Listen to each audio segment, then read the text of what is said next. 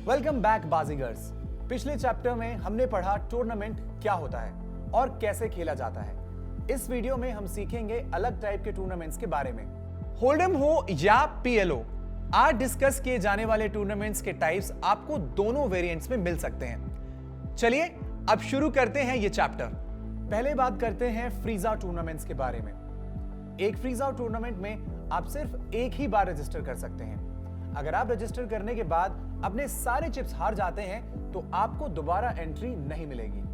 अगला tournament type है रीबाय और री एंट्री टूर्नामेंट्स। इन टूर्नामेंट्स में लेट रजिस्ट्रेशन एंड होने से पहले अगर आप अपने सारे चिप्स हार जाते हैं तो फिर से कई बार रजिस्टर कर सकते हैं। अगर आपको फिर से एंटर करना है तो आपको स्टार्टिंग स्टैक्स के जितने ही चिप्स मिलेंगे। पर ध्यान रखें, अगर आप लेट रजिस्ट्रेशन क्लोज होने के बाद बस्ट करते हैं, यानी कि अपने सारे चिप्स हार जाते हैं, तो आप फिर से रजिस्टर नहीं कर पाएंगे और टूर्नामेंट से बाहर हो जाएंगे। हमारा अगला टूर्नामेंट टाइप है नॉकआउट। एक नॉकआउट टूर्नामेंट में आपको प्लेयर्स को आउट करने पर भी रिवॉर्ड मिलता है। इस रिवॉर्ड को बाउंटी कहते हैं। अगर आप किसी को आउट करते हैं तो आप उनकी बाउंटी जीत जाएंगे। अगर कोई आपको आउट करता है तो वो आपकी बाउंटी जीत जाएगा। आप पेड पोजीशन में फिनिश करें या आउट हो जाएं, ये बाउंटी आपको क्रेडिट की जाएगी।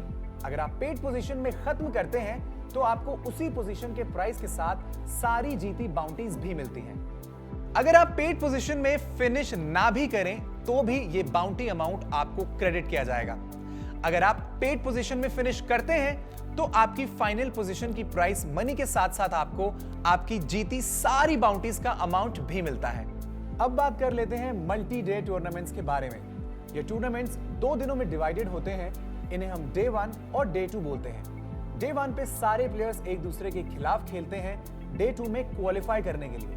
डे 1 से डे 2 के लिए क्वालिफाई करने के कई टूर्नामेंट्स होते हैं जिन्हें हम फ्लाइट्स बोलते हैं, जैसे कि day 1A, 1B, 1C etcetera.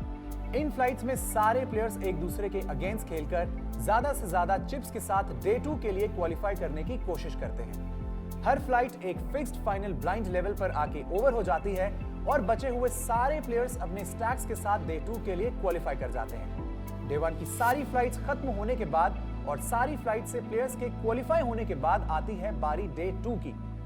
Day 2 में फ्लाइट्स के विनर्स ने जितने चिप्स के साथ फ्लाइट 1 में क्वालिफाई किया था उन्हें उतने ही चिप्स दिए जाते हैं। आप जितनी चाहे उतनी डे 1 फ्लाइट्स खेल सकते हैं, पर उनमें से आपका सबसे बड़ा चिप स्टैक ही डे 2 के लिए क्वालिफाई करता है। अब ये सारे विनर्स डे 2 को एक नॉर्मल टूर्नामेंट की तरह खेलेंगे और एक अच्छी पेड पोजीशन में एंड करने की कोशिश करेंगे। हमारे नेक्स्ट टूर्नामेंट टाइप में आप अपने स्टैक में चिप्स ऐड कर सकते हैं। बात कर लेते हैं रीबाय और एड ऑन टूर्नामेंट्स की। रीबाय और एड ऑन टूर्नामेंट्स में लेट रजिस्ट्रेशन एंड होने के बाद सारे प्लेयर्स के पास अपने स्टैक्स में एक fixed amount of chips add करने का मौका होता है। इस एड ऑन की एक अलग फीस होती है और इसे लेना या ना लेना आपकी मर्जी भी होती है। जब सारे प्लेयर्स एड ऑन लेने या नहीं लेने का डिसीजन ले लेते हैं तब टूर्नामेंट दोबारा फिर से शुरू किया जाता है और नॉर्मली चलता है। चलिए अब बात कर लेते हैं एक ऐसे टूर्नामेंट टाइप की जो आपको बड़े टूर्नामेंट खेलने का मौका देता है, सैटेलाइट्स।